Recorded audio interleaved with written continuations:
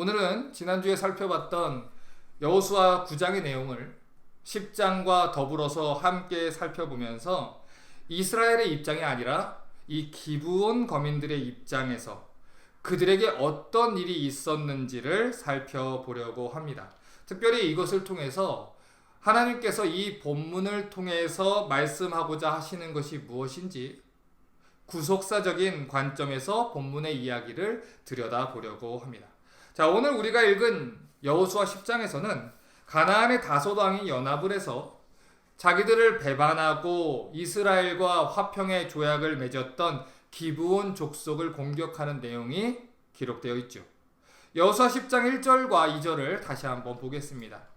여호수아가 아이를 취하여 진멸하되 여리고와 그 왕에게 행한 것 같이 아이와 그 왕에게 행한 것과 또 기브온 거민이 이스라엘과 화친하여 그 중에 있다함을 예루살렘 왕 아도니세덱이 듣고 크게 두려워했으니 이는 기브온은 왕도와 같은 큰 성임이요 아이보다 크고 그 사람들은 다 강함이라 라고 합니다. 자, 지금 우리가 읽은 이 구절을 보면 왜 전쟁이 벌어지게 되었는지 그 원인을 이야기하고 있는데, 첫 번째는 예루살렘의 왕이었던 이 아도니세덱이라고 하는 사람의 귀에 이스라엘 백성들이 여리고와 아이성을 멸망시켰다는 소식이 들렸다고 합니다. 그리고 두 번째는 그들과 함께 했던 이 기브온 거민들이 이스라엘과 화친하여 이스라엘의 편이 되었다는 소식이 들렸다고 하죠. 그리고 그 뒤에 아도니세덱이라는 왕이 이스라엘 군대를 두려워할 수밖에 없었던 이유를 밝히고 있는데, 이스라엘에게 항복했던 이 기브온 족속들이 약한 족속들이 아니라 아이성보다 더 큰 성읍의 전투 민족이었다는 거예요. 그러니까 그들 중에서도 힘과 용맹을 떨치고 있던 이 기브온 거민들이 싸우기도 전에 이스라엘과 화친의 조약을 맺었으니 사실 연합군의 입장에서는 힘도 빠지고 두려움도 생기게 되었다는 거죠. 그래서 이 아도니세덱이 다른 4명의 왕들과 연합을 합니다. 그래서 배신자 기브온을 치자고 결정을 내리고 이 전쟁을 벌였다는 것이죠. 자, 그런데 오늘 우리가 주목해야 하는 것은 지금 이 여호수아라는 성경이 이 전쟁이 시작되게 된 원인을 어떤 한 단어에 집중해서 설명을 하고 있다는 거예요. 다시 말해서 방금 전에 읽었던 여호수아 10장 1절과 2절을 보면 어떤 동사를 통해 그 전쟁과 여러 가지 상황들이 벌어지게 되었다는 것을 이야기하고 있는데, 이 동사는 바로 들었다 혹은 듣다라는 동사입니다. 다시 1절을 보겠습니다. 여호수아가 아이를 취하여 진멸하되 여리고와 그 왕에게 행한 것 같이 아이와 그 왕에게 행한 것과 또 기브온 거민이 이스라엘과 화친하여 그 중에 있다함을 예루살렘 왕 아도니세덱이 듣고 라고 했습니다. 자, 방금 전에 제가 이 전쟁이 벌어지게 된 원인이 어떤 동사에 걸려 있다고 했습니까? 듣고 라는 동사에 걸려 있다고 했어요. 그러니 그들이 이스라엘이 행한 일을 듣고 두려워하기 시작했다는 것이죠. 자, 그런데 이 여호수아 9장을 보면 이 같은 동사를 사용해서 같은 소식을 들었던 기브온 민족은 전혀 다른 선택을 했다는 것을 의도적으로 10장과 대조해서 보여주고 있는 걸 볼 수가 있습니다. 그러니까 이러한 내용은 여호수아 9장과 10장의 내용을 함께 묶어서 이 문맥 속에서 이해를 할 때 본문의 의미를 조금 더 분명하게 이해할 수 있는 내용이라는 것이죠. 자, 여호수아 9장 1절과 2절을 보겠습니다.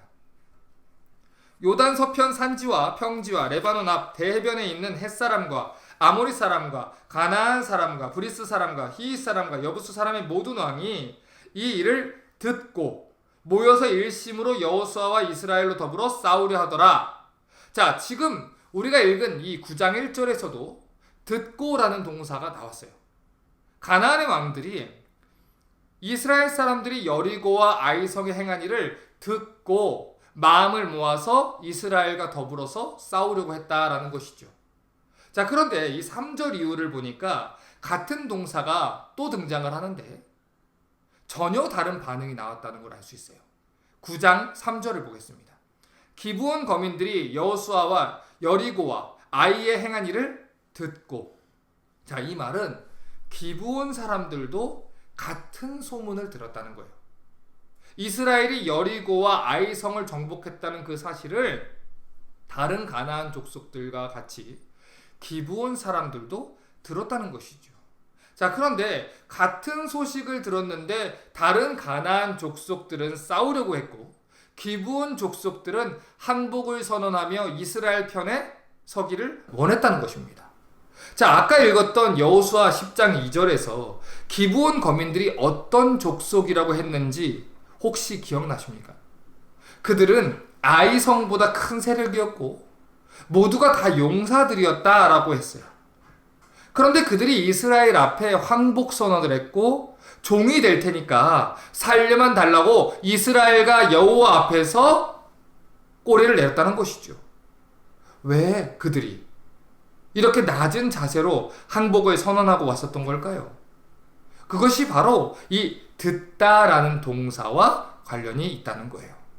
여호수아 9장 9절 10절 보겠습니다. 그들이 여호수아에게 대답하되 종들은 당신의 하나님 여호와의 이름을 인하여 심히 먼 지방에서 왔사오니 이는 우리가 그의 명성과 그가 애굽에서 행하신 모든 일을 들으며 또 그가 요단 동편에 있는 아모리 사람의 두 왕 곧 헤스본 왕 시온과 아스토롯에 있는 바산 왕 옥에게 행하신 모든 일을 들었음이니이다. 자, 지금 이 두 구절에서도 들었다라는 동사가 두 번이나 등장을 했어요.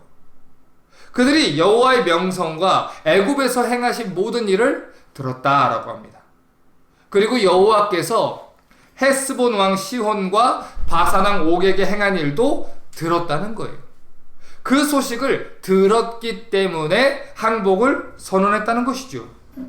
그러니 우리가 9장과 10장의 내용을 보면서 주목해야 하는 점이 여기 있다는 것입니다. 같은 소식을 듣고도 반응이 다를 수 있다는 것이죠. 분명히 같은 여호와 하나님이 행하신 일을 들었습니다. 같은 자리에 앉아 있었고 같은 복음을 전해 들었음에도 불구하고 어떤 사람들은 하나님을 대적하고 복음을 대적하는 사람들이 있어요.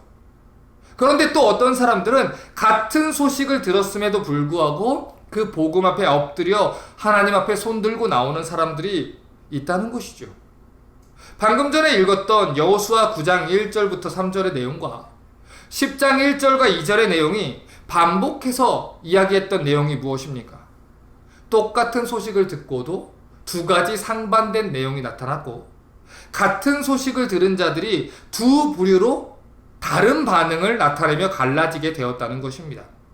그리고 그들의 전혀 다른 선택으로 인해서 한편은 멸망을 당하게 됐고 한편은 살게 되었을 뿐만 아니라 여호와의 보호하심을 입게 되었다는 것이죠.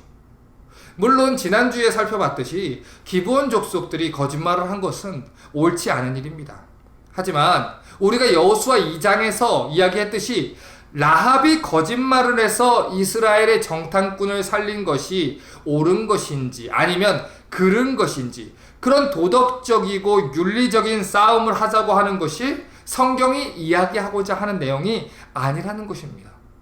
오히려 이 본문을 보면서 우리가 물어야 되는 것은 이 사람들이 그렇게 하면서까지 지키고자 했던 것은 무엇이고 그렇게 하면서까지 필사적으로 하나님 편에 서겠다고 한 이유가 무엇인지 그 이유를 밝히는 것이 여호수아가 이야기하고자 하는 내용이라는 것이죠. 왜 기브온 거민들이 가나안 족속들을 배신하면서까지 거짓말을 하면서까지 이스라엘의 편에 서기를 원했을까요? 살기 원해서였어요.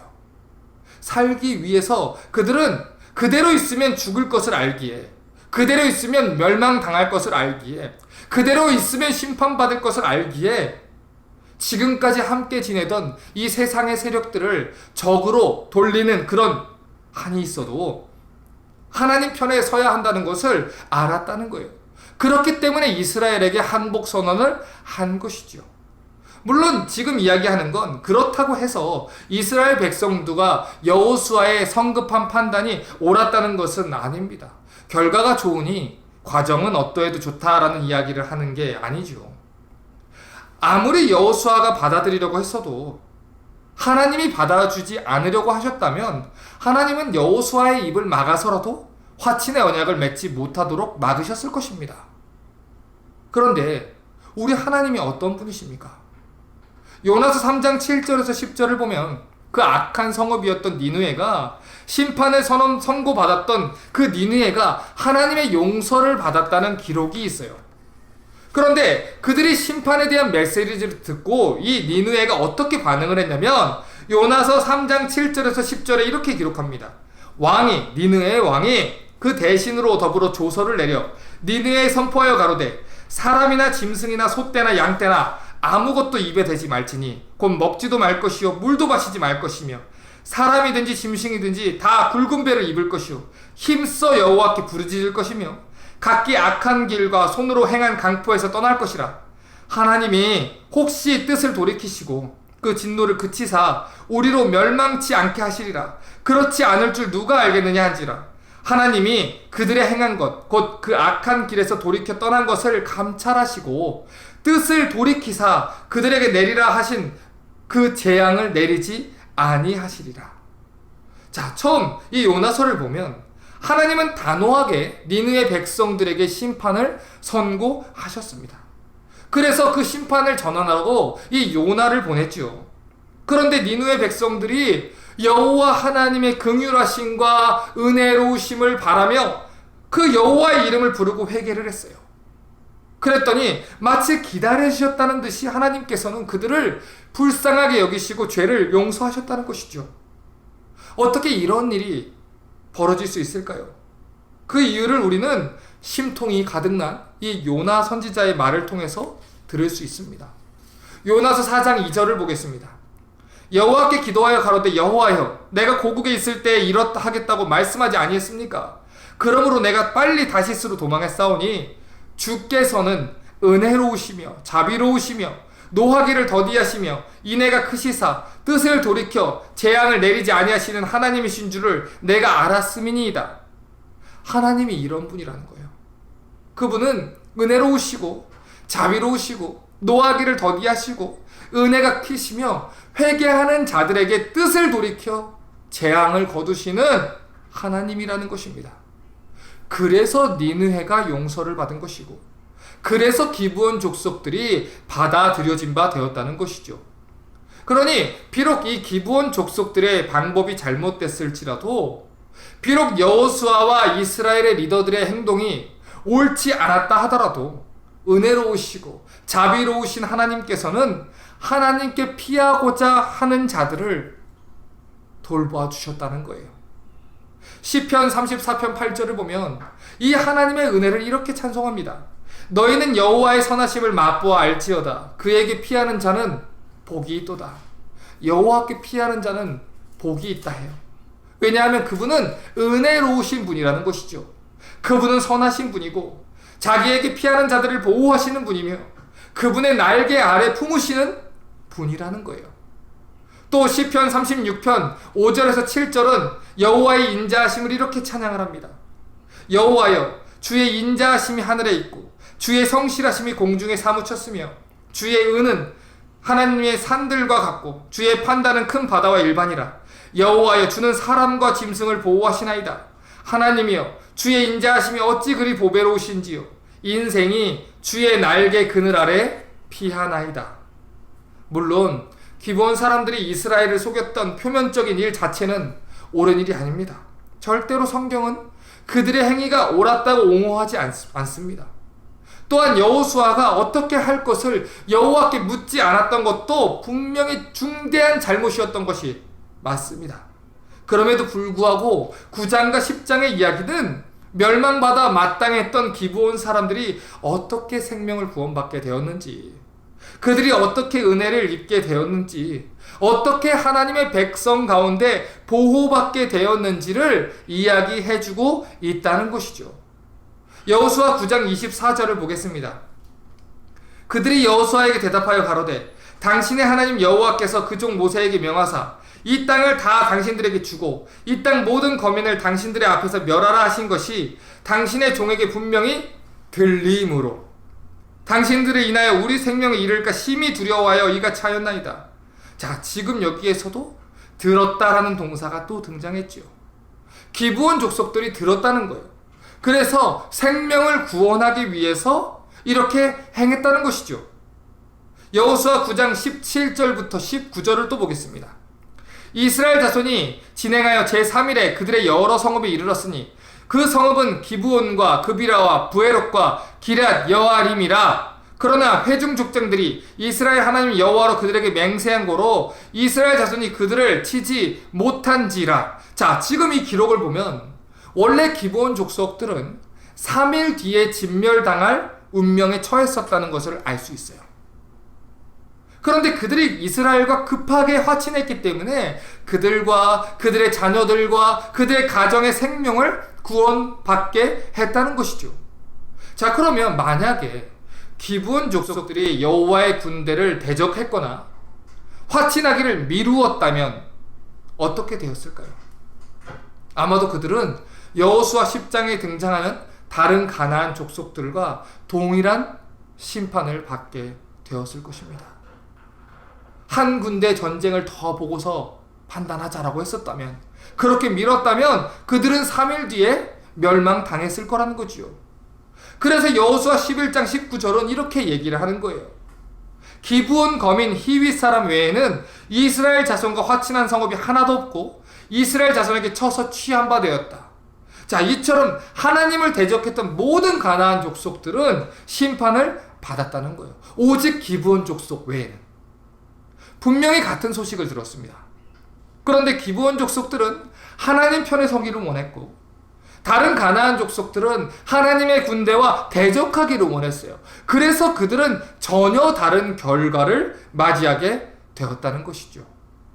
여러분, 만약에 이 가나안의 다른 족속들이 이스라엘과 기브온이 화친했다는 소식을 듣고 그들의 여호와가 노하기를 더디하시고 인자하시고 죄를 용서하시는 하나님이라는 걸 믿고 하나님의 자비하심을 구했다면 어땠을까요?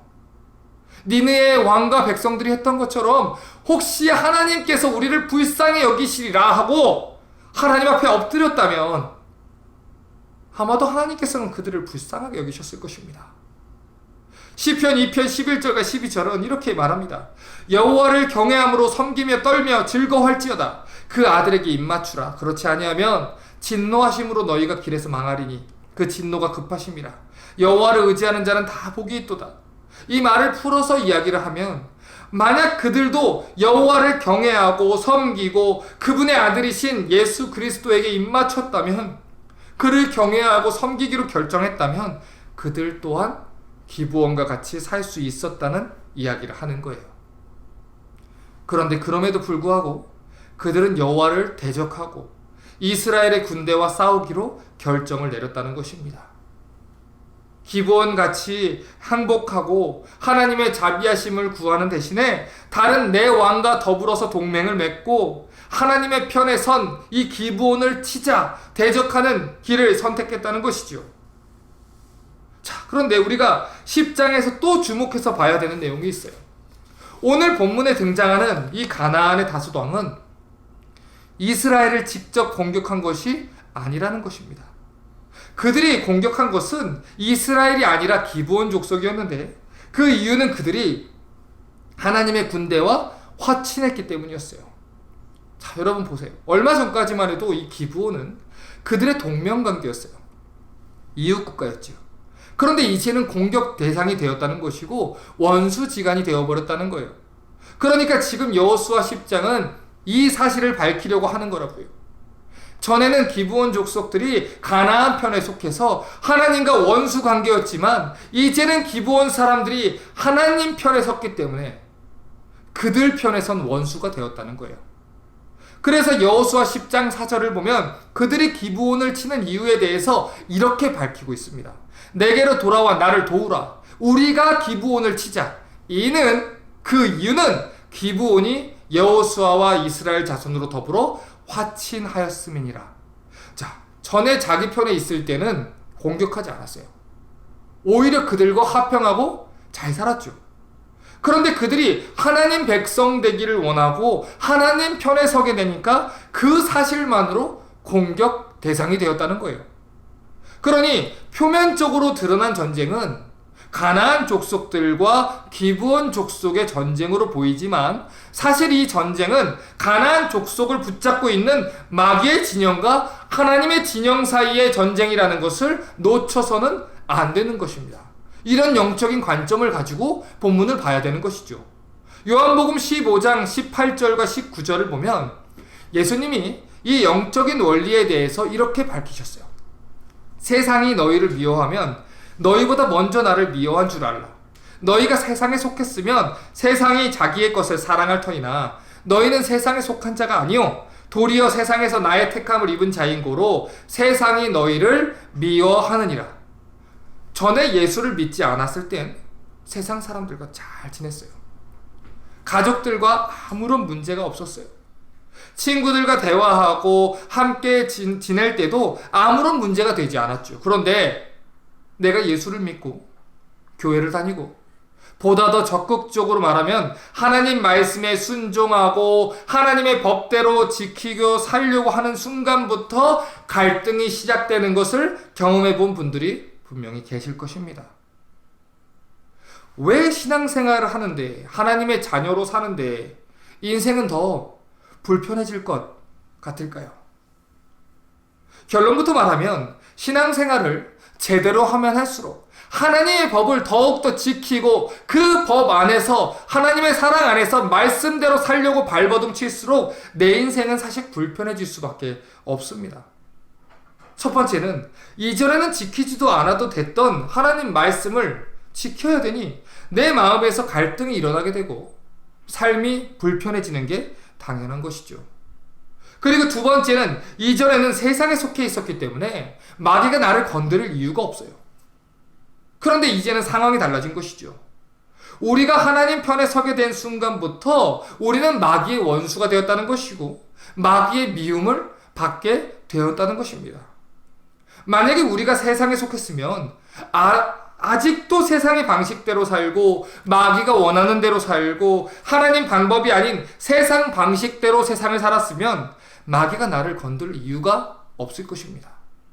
가만히 내버려둬도 알아서 죄 짓고 사는데 알아서 하나님 곁에 갈 생각이 없는데 뭐하러 건드릴까요? 그런데 우리가 하나님을 경외하고 정직하고 순전한 마음으로 신앙생활을 하면 할수록 마귀는 우리를 공격하게 되는 거예요. 전에는 자기에게 속했던 사람들이 하나님 편에 섰기 때문에 하나님과 화친했기 때문에 그들을 미워하고 공격하게 되는 것이죠. 그래서 여호수아 10장 4절은 그들이 여호수아 편에 섰다는 이유, 즉 예수의 편에 섰다는 이유를 전쟁의 이유로 삼아서 공격하고 있다고 밝히고 있는 것입니다. 누구든지 하나님과 화평하고 하나님께 속하게 되면 그를 미워하고 핍박하는 마귀의 공격이 있다는 거예요. 그렇기 때문에 이 전쟁은 단순히 가나안 족속끼리 싸우는 전쟁이 아닙니다. 마귀의 진영과 하나님의 진영 사이의 전쟁이라는 영적인 이해를 가지고 본문을 봐야 한다는 것이죠. 계속해서 여호수아 10장 3절부터 5절을 보겠습니다. 예루살렘 왕 아도니세덱이 헤브론 왕 호암과 야르문 왕 비람과 라기스 왕 야비야와 에글론 왕 드빌에게 보내어 가로되 내게로 올라와 나를 도우라. 우리가 기브온을 치자. 이는 기브온이 여호수아와 이스라엘 자손으로 더불어 화친하였음이니라 하매 이러므로 아모리 자손 왕 곧 예루살렘 왕과 헤브론 왕과 야르문 왕과 라기스 왕과 에글론 왕이 함께 모여 자기들의 모든 군사를 거느리고 와서 기브온에 대진하고 싸우니라. 자, 그들이 기브온을 치러 올라왔어요. 모든 군대를 거느리고 올라왔어요. 그래서 기브온 족속들이 서둘러서 여호수아에게 도움을 청하게 됩니다. 6절에 기브온 사람들이 길갈 진에 보내어 여호수아에게 전언하되 당신의 종들 돕기를 더디게 마시고 속히 우리에게 올라와서 우리를 구조하소서. 산지에 거하는 아모리 사람의 왕들이 다 모여서 우리를 치나이다. 그래서 여호수아 10장 7절을 보면 여호수아가 그들을 구원하러 가요. 여호수아가 모든 군사와 용사로 더불어 길갈에서 올라가니라. 그들이 거짓말로 그들을 속였던 자신들의 잘못으로 언약을 잘못으로 맺었든 그게 중요한 게 아닌 거예요. 여호와의 이름으로 언약을 맺었기 때문에 그들을 지켜야 되는 책임을 가지고 모든 군사를 데리고 가는 것이지요. 그런데 여기에서 또 주목해서 봐야 되는 것은 여호와 하나님께서 기브온 족속의 어려움을 외면하지 않으셨다는 거예요. 여호수아 10장 8절에 때에 여호와께서 여호수아에게 이르시되 그들을 두려워 말라. 내가 그들을 내 손에 붙였으니 그들의 한 사람도 너를 당할 자 없으리라 하신지라. 이처럼 오늘 본문은 여호수아가 이스라엘 편에 선 기브온 족속들을 위해서 싸우러 갔다는 기록과 함께 여호와께서 그들을 위해서 싸우셨다는 이야기를 하고 있어요.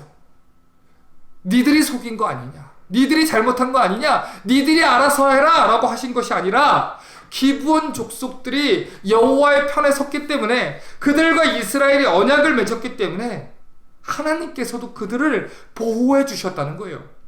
9절과 10절에 여호수아가 길갈에서 밤새도록 올라가서 그들에게 갑자기 이르니 여호와께서 그들을 이스라엘 앞에서 패하게 하심으로 여호수아가 그들을 기브온에서 크게 도륙하고 베토론에 이르 올라가는 비탈에서 추격하여 아세가와 막게다까지 이르니라. 물론 여호수아와 이스라엘 군대가 가나안 족속들과 싸웠어요. 그런데 지금 성경이 이 전쟁에서 승리하게 하시고 가나안 족속을 물리치게 하신 분이 누구라고 증언을 합니까? 여호와께서라고 분명하게 밝히고 있습니다. 여호와께서 그들을 이스라엘 앞에서 패하게 하셨다라는 것이죠. 11절을 또 보겠습니다. 그들이 이스라엘 앞에서 도망하여 베토론의 비탈에서 내려갈 때 여호와께서 하늘에서 큰 덩이 우박을 아세가에 이르기까지 내리우심이 그들이 죽었으니 이스라엘 자손의 칼에 죽은 자보다 우박에 죽은 자가 더 많았더라. 지금 여기에서도 여호와께서라는 말을 반복해서 사용해요. 누가 이 전쟁을 승리하게 하셨는지 밝히고 있다고요.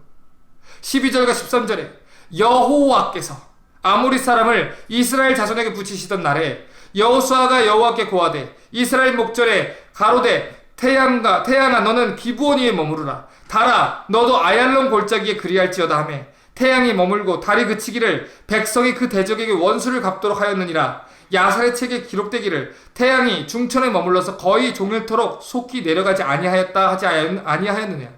자, 지금 여기에서도 여호와께서 이 일을 행하셨다고 밝히고 있습니다. 이 구절에서 중요한 표현은 그 대적에게 원수를 갚도록 했다라는 표현인데, 자, 누구의 대적입니까? 이게 중요한 질문이에요. 그 대적에게 원수를 갚다고 할 때 기브온의 대적입니까? 아니에요. 지금 성경은 이 대적들이 이스라엘의 대적이고 여호와 하나님의 대적이라고 밝히고 있다는 거예요. 쉽게 말해 이 기브온 족속들이 하나님 편에 섰기 때문에 그들을 공격하는 것을 마치 여호와의 군대를 대적하는 것처럼 여기셨고 그들을 원수들의 공격 가운데서 지켜주셨다는 것입니다.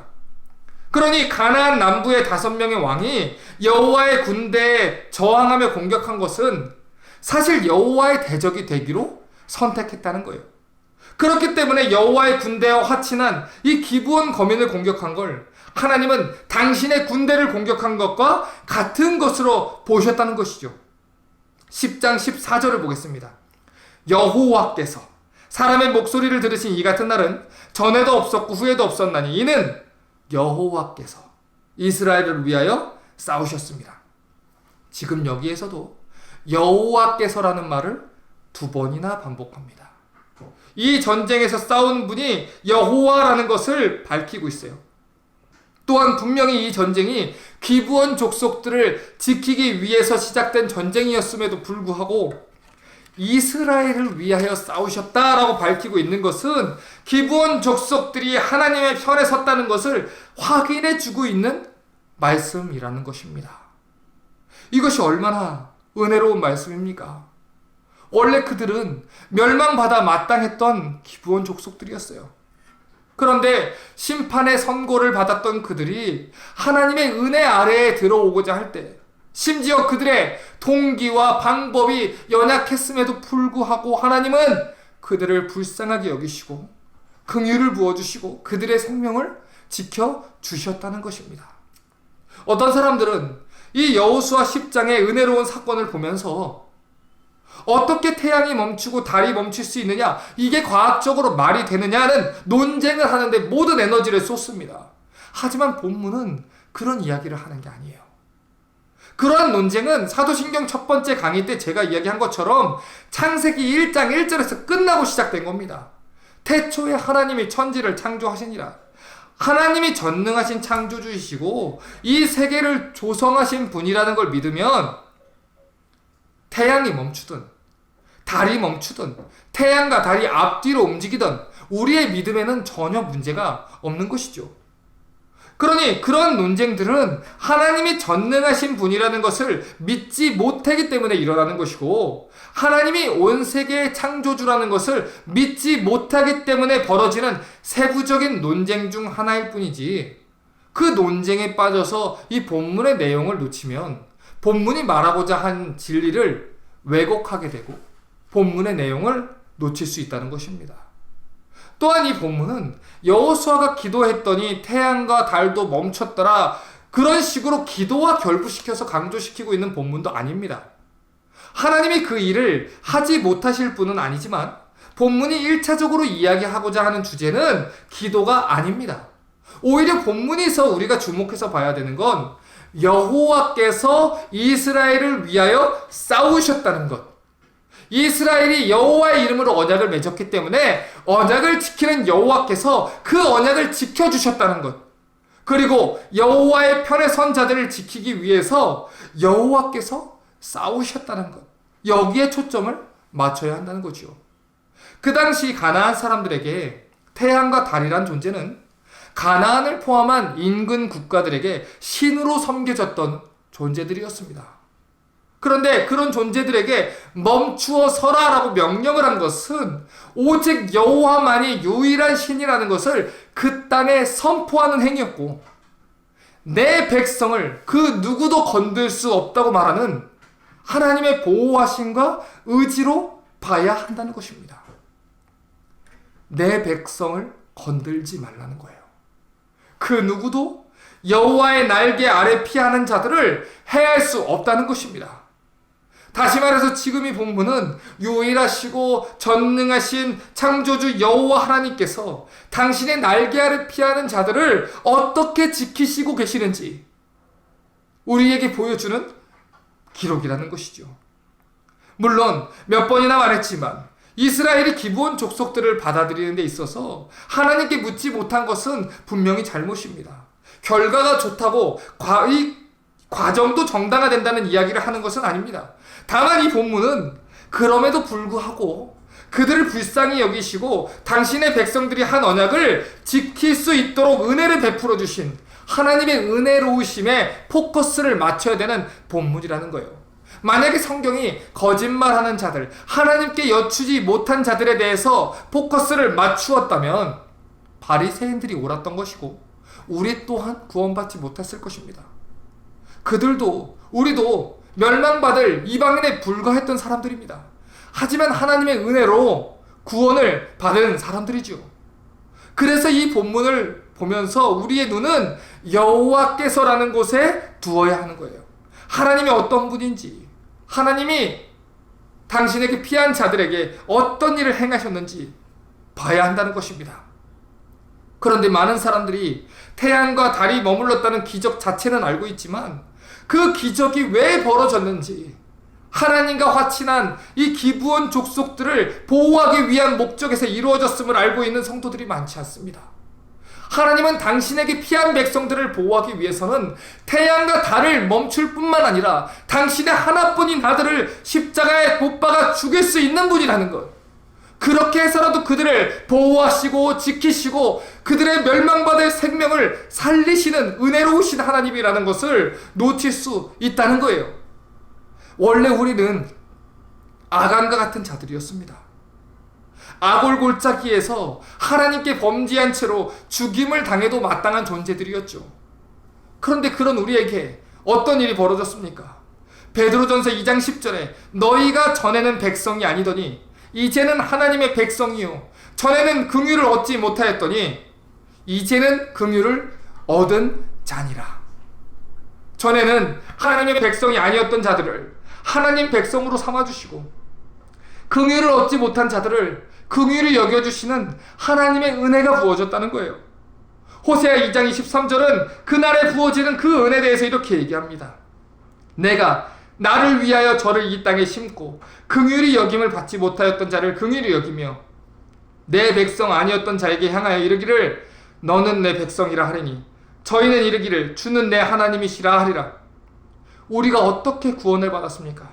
하나님께서 여호와께 피하는 우리를 긍휼히 여겨주셨고, 우리의 죄악과 범죄를 용서해 주셨고, 우리를 당신의 백성으로 삼아주셨고, 지금까지 지키시고 보호해 주셨기 때문에 우리의 생명이 건진 바 된 것입니다. 에베소서 2장 8절은 이렇게 말합니다. 너희가 그 은혜를 인하여 믿음으로 말미암아 구원을 얻었나니 이것이 너희에게서 난 것이 아니요 하나님의 선물이라. 우리는 하나님의 그 은혜를 인하여 구원을 받은 자들이라는 거예요. 순서가 뒤바뀌면 안 됩니다. 우리가 믿은 것이 먼저가 아니라 하나님의 찾아오심이 먼저였고, 우리가 그분의 목소리를 들은 게 먼저가 아니라 하나님이 죄와 허물로 죽었던 우리를 살리신 것이 먼저였고, 그분의 목소리를 듣게 해주신 것이 먼저였고, 믿을 수 있게 하신 하나님의 은혜가 먼저라는 것입니다. 그 은혜를 인하여 믿음으로 말미암아라는 것입니다. 하나님의 백성이 아니었던 자들에게 은혜를 부어주셨습니다. 그분의 날개와 그늘 아래 피하고자 했던 자들을 지키시고 돌보셨습니다. 그 하나님의 은혜로 인하여 우리가 믿어 구원받게 되었다는 것입니다. 호세아 2장 15절은 이렇게 약속합니다. 거기에서 비로소 저의 포도원을 저에게 주고 아골 골짜기로 소망의 문을 삼아주리니 저가 거기서 응대하기를 어렸을 때와 애굽 땅에서 올라오던 날과 같이 하리라. 멸망의 상징이었던 아골 골짜기를 아간이 당했던 것과 같이 우리의 죄와 함께 묻혀야 했던 그 아골 골짜기를 소망의 문으로 삼아주시겠다고 약속하셨습니다.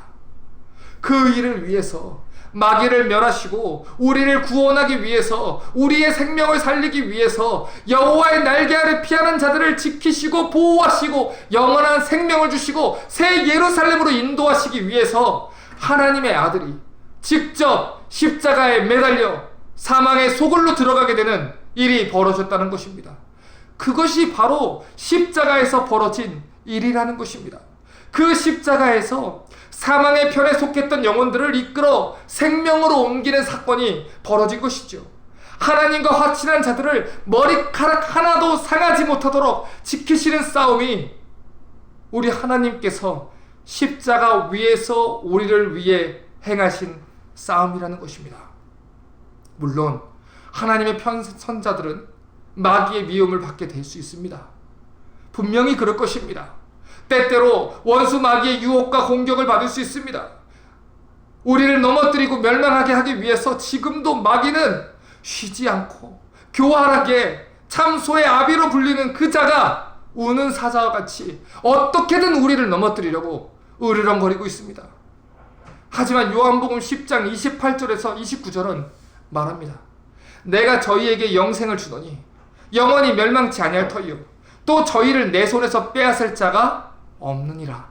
저희를 주신 내 아버지는 만유보다 크심에 아무도 아버지 손에서 빼앗을 수 없느니라.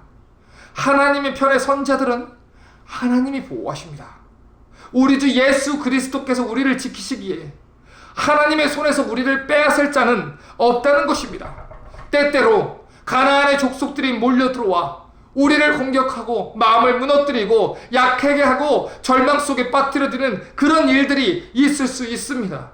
무너지게 하고 주저앉게 하는 일들이 있을 수 있습니다. 하지만 저희를 내 손에서 빼앗을 자는 없다고 하셨습니다.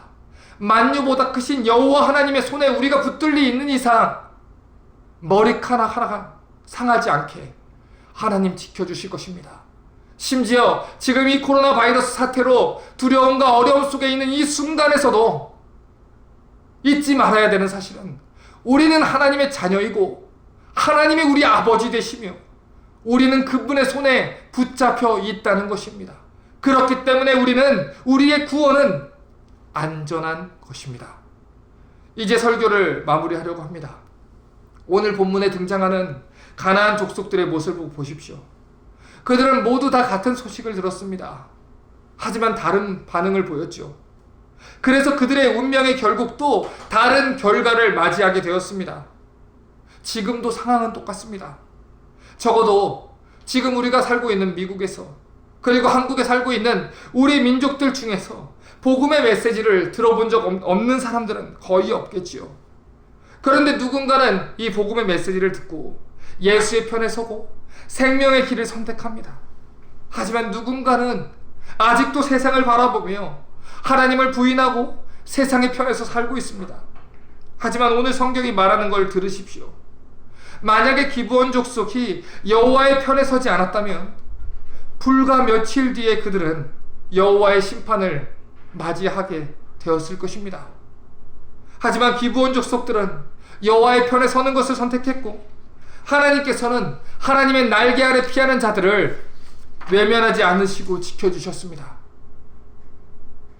여호수아 10장 22절부터 25절을 보면 전쟁에서 승리한 여호수아가 전쟁에서 패배한 이 가나안 다섯 왕들의 목을 밟고 승리를 선포하는 기록이 있습니다. 그 당시 고대 전투에서 이렇게 목을 밟는다는 것은 완전한 승리를 선포하는 행위였죠. 그런데 오늘 여호수아가 이렇게 적들의 목을 밟으며 승리를 선포한 행위는 앞으로 있을 구속사의 이야기를 그림자처럼 미리 예표하는 기능을 담당하고 있었습니다. 여호와께서 하나님의 성도들과 더불어 싸우는 모든 대적에게, 사단 마귀에게 이렇게 하실 것이니 담대하게 싸우라는 것입니다. 여호와 편에 서 있으라는 것입니다. 그래서 고린도전서 15장 24절부터 26절은 이렇게 약속합니다. 그 후에는 나중이니 저가 모든 정사와 모든 권세와 능력을 멸하시고 나라를 아버지 하나님께 바칠 때라. 저가 모든 원수를 그 발 아래 둘 때까지 불갑을 왕 노릇하시니 맨 나중에 멸망받을 원수는 사망이니라. 로마서 16장 20절은 이렇게 선포합니다. 평강의 하나님께서 속히 사단을 너희 발 아래서 상하게 하시리라. 우리 주 예수 은혜가 너희에게 있을지어다. 지금 이 구절에선 의미적으로 사실 접속사가 들어가야 됩니다. 평강의 하나님께서 속히 사단을 너희 발 아래서 상하게 하시리라. 그러므로 우리 주 예수의 은혜가 너희에게 있기를 바란다. 주님 다시 오시는 날 마귀의 견세는 온전히 끝이 날 것입니다. 완전한 심판이 있을 것입니다. 그날에 우리의 구원은 완성되고 이 땅에서 주를 위하여 싸우던 모든 믿음의 싸움은 끝이 나게 될 것입니다. 성경은 언제 예수께서 오실지 모른다고 이야기합니다. 그날과 그때는 아무도 모른다고 이야기를 하죠. 하지만 동시에 성경이 이야기하는 것은 그날은 속히 올 거라는 것입니다. 그리고 그날에는 더는 기회가 없다는 것입니다. 주님 속히 오신다고 하셨습니다.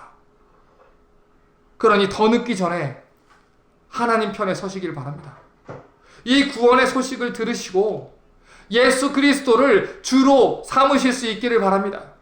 데살로니가 전서 1장 10절은 말합니다. 또 죽은 자들 가운데에서 다시 살리신 그의 아들이 하늘로부터 강림하심을 기다린다라고 말하니 이는 장래 노하심에서 우리를 건지시는 예수시니라. 여호와께 피한 기브온 족속들을 하나님이 지키신 것처럼 예수 그리스도께 피한 하나님의 백성들은 장래에 있을 노하심과 심판 속에서 구원받게 될 것입니다. 그러니 피하십시오. 여호와께 피하십시오. 예수를 주로 고백하십시오.